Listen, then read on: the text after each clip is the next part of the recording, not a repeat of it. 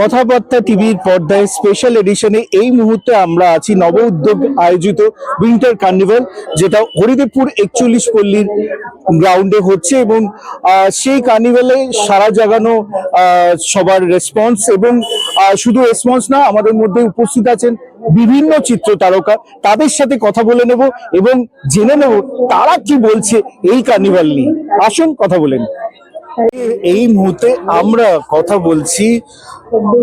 বলছি কথাবার্তা টিভিতে এবং সেখানে আমরা পেয়ে গেছি ষোলক শাড়ি সিরিয়ালের অনন্যা বিশ্বাস টালিগঞ্জের বহু পুরনো এই একজন অভিনেত্রী, যাকে আপনারা বহুদিন ধরে ভালোবেসে এসেছেন। তাহলে মানে কোনো পার্টিকুলার কিছু মানে এতদিনে অনন্যাকেই ওনারা চিনছেন। আমি চাইবো আমার সমস্ত খারাপ চরিত্রগুলোর বাইরে ওনারা নেগেটিভ শেডে অনন্যাকে সবসময় আপনারা ভালোবাসা দিয়েছেন। আজকে এই কার্নিভালে এসে তোমার কেমন লাগছে? ভীষণ ভালো লাগছে। Thank you so much for inviting me here today. আর সব থেকে বড় কথা, এই জিনিস মেয়েদের ভালো লাগবে না এটা কখনো হতে পারে না। মানে আর কি মিষ্টি মিষ্টি গিফট আমি নিয়ে যাচ্ছি। সো ওভারঅল আমার এখনো কয়েকটা স্টল, বেশ কয়েকটা চোখে লেগে আছে, এখনো ঘুরে দেখা হয়নি। তো ভীষণ ভালো লাগছে। Thank you. যে মানুষটি একদম স্পষ্ট ভাষায় বলে এবং মানুষের মন জয় করে রেখেছে দীর্ঘদিন ধরে, আজকে নব উদ্যোগে 41 পল্লী ক্লাবে যে উইন্টার কার্নিভাল চলছে, সেখানে আমরা পেয়ে গেছি অভিনেত্রী পিঙ্কি বন্দ্যোপাধ্যায়কে। পিঙ্কি, ওয়েলকাম টু 41 পল্লী নব উদ্যোগের যে উইন্টার কার্নিভাল চলছে। শীতকাল মানেই নানা মজা, নানা কিছু, এবং কলকাতাটা একটা অন্য রূপ নেয়, কি বলবে? বিপ্লবদার কথার রেশ ধরেই বলি, স্পষ্ট কথায় কোনো কষ্ট নেই। তো আমি কসরত করি, মানে সকালবেলা উঠে ওয়ার্কআউট করি, কিন্তু মানে ওই মানসিক কষ্টটা কখনো নিই না, যেটা স্পষ্ট কথা না বলতে পারলে হয়। তো স্পষ্টাস্পষ্টি একটা কথা বলবো, যে যতই বড় বড় মল হোক, মেলার কিন্তু একটা আলাদা আকর্ষণ আছে। কারণ আমার মনে হয় যে মানুষের হাতে তৈরি করা জিনিস, সেই জিনিসগুলো আপনি সরাসরি ভীষণ একটা রিজনেবল প্রাইসে পেয়ে যেতে পারেন। আমি একটু আগে দেখছিলাম এখানে এসে, আজকে ছেলে আসেনি, ও আসেনি আমার সাথে। তো কি হয়, যেখানে কোনো ভালো জিনিস দেখলে, আজকে দেখলাম যে ক্রিসমাসের জন্য একটা ডার্ক চকলেট হাতে বানানো। তো এই যে হাতে বানানো জিনিস মানুষ সরাসরি বিক্রি করতে পারছে, এবং আমি বলবো যে যারা এই অনুষ্ঠানটা উদ্যোগ নিয়েছেন, শীতকাল এটা না ভীষণ জরুরি। তার কারণ সারা বছর ধরে অনেকেই যারা হাতের কাজ করেন, তারা সারা বছর ধরে তাদের কালেকশন বানান। এবার শুধু বানালেই তো হয় না, বানানোর পর প্রত্যেকেরই একটা জায়গা দরকার পড়ে যেখানে তারা তাদের শিল্পকর্মটা প্রদর্শন করতে পারবে। তো এইরকম একটা উদ্যোগ, যেখানে বহু মানুষ, 41 পল্লী খুবই কি বলবো, ভীষণই একটা পপুলার জায়গা, এবং সন্ধেবেলা এবং খুব কনভিনিয়েন্ট একটা জায়গা। মানে সবসময় যে পার্সোনাল কনভেন্স থাকতে হবে তা নয়, পায়ে হেঁটেও অনেকে চলে আসতে পারেন। আর অবশ্যই বলবো যে একবার অন্তত ঘুরে যাবেন, কারণ না বিভিন্ন ধরনের জিনিস সেখানে, সরষের তেল হতে পারে, সেটা হাতে পরা ক্রিস্টাল হতে পারে, হাতে তৈরি গয়না হতে পারে, কিংবা শীতের নানান রকম ডিজাইনার জিনিস, এবং বাচ্চাদের জন্য হ্যান্ডমেড চকলেট। এটা একটা অপূর্ব মানে জায়গার একটা, আমার মেলা ঘুরতে ভীষণ ভালো লাগে।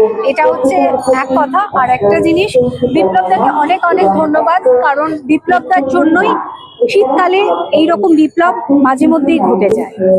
বিপ্লব জানি না ঘটছে কিনা, তবে শিল্পী মহলে একটা বিপ্লব কিন্তু ঘটে গেছে। সেই বিপ্লবটা হলো, একজন শিল্পীকে গান করতে দেওয়া হয়নি, তাকে নামিয়ে দেওয়া হয়েছে। কি বলবে?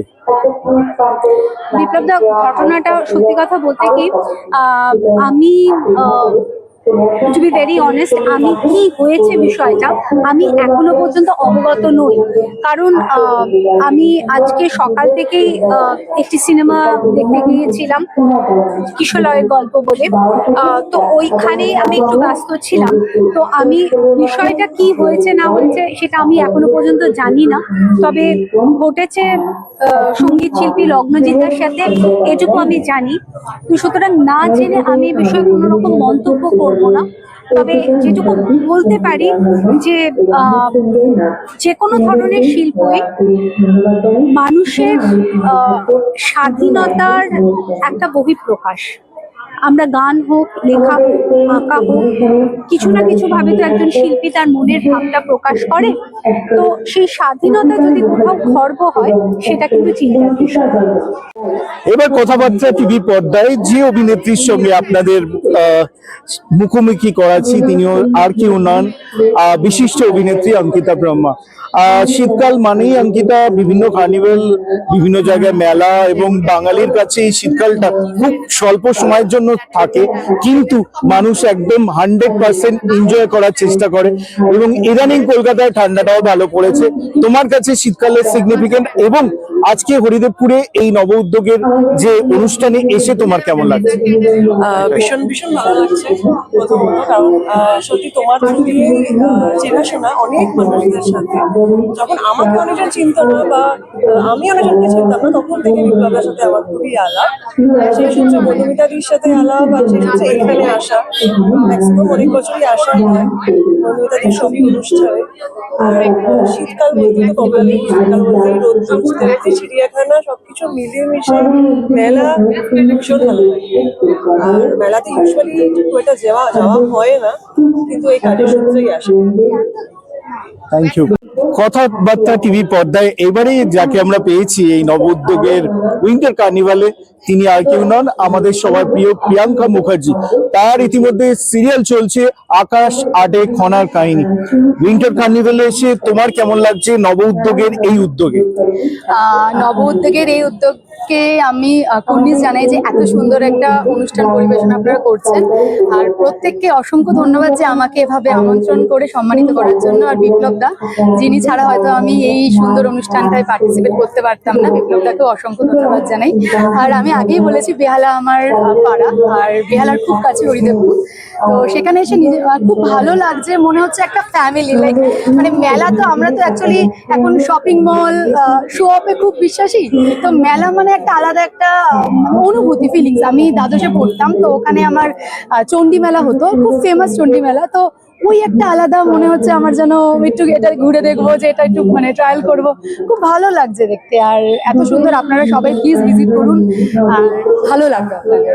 Thank you, thank you. কথাবার্তা টিভির তরফ থেকে আজকে আমরা আছি নব উদ্যোগের একটা বিশেষ প্রচেষ্টায়, যেখানে আমরা পেয়ে গেছি উইন্টার কার্নিভেলে আমাদের প্রিয় অভিনেতা রাজীব বোসকে। রাজীব, উইন্টার মানেই নানা মেলা, নানা জায়গায় নানা সমস্ত কিছু। এখানে এসে হরিদেবপুর 41 পল্লীর এই অনুষ্ঠানে এসে তোমার কেমন লাগছে? খুবই ভালো লাগছে। আমি ফার্স্ট টাইম এখানে এলাম। এত রকম ভ্যারাইটি আছে, আমি সবে দেখা শুরু করেছি। এবার যতদূর দেখতে পেয়েছি অনেক কিছু আছে। যারা উইন্টারে কিছু কিনতে চান বা বাড়ি সাজাতে চান বা নিজেকে সাজাতে চান, এইখানে নির্দ্বিধায় চলে আসতে পারেন, আপনারা হতাশ হবেন না, এটাই বলতে পারেন। যেটা বেসিক্যালি হয় যে উইন্টারে মানুষ, এখন কয়েকটা দিন কলকাতায় ভীষণ ঠান্ডা পড়ছে, এই ঠান্ডাটাকে তুমি কেমন ভাবে এনজয় করছো, এবং রক্তবীজ 2 যারা এখনো পর্যন্ত দেখেনি তাদেরকে কি বলবো? উইন্টারের ঠান্ডা ভালোই লাগছে, আস্তে আস্তে ঠান্ডাটা বাড়বে। অন্য বারের তুলনায় এবারে ঠান্ডাটা একটু বেশি আছে আর বেশি পড়বেও, তাই আপনারা একটু সতর্ক থাকবেন। ঠান্ডা আমি এনজয় করি, কিন্তু অতিরিক্ত ঠান্ডা আবার আমার ভালো লাগে না, সত্যি কথা বলতে। তাই এই ওয়েদারটা আমি এনজয় করছি। আর রক্তবীজ 2 জাস্ট জি বাংলায় আজকেই দেখিয়েছে। আর এমনিতে যারা দেখতে পেয়েছেন তারা জানাবেন আমায় কেমন লাগলো। আর যারা দেখতে পাননি, জি5-এ রক্তবীজ 2 চলে এসছে। যারা দেখতে পাননি, রক্তবীজ 2 জি5-এ অবশ্যই দেখবেন।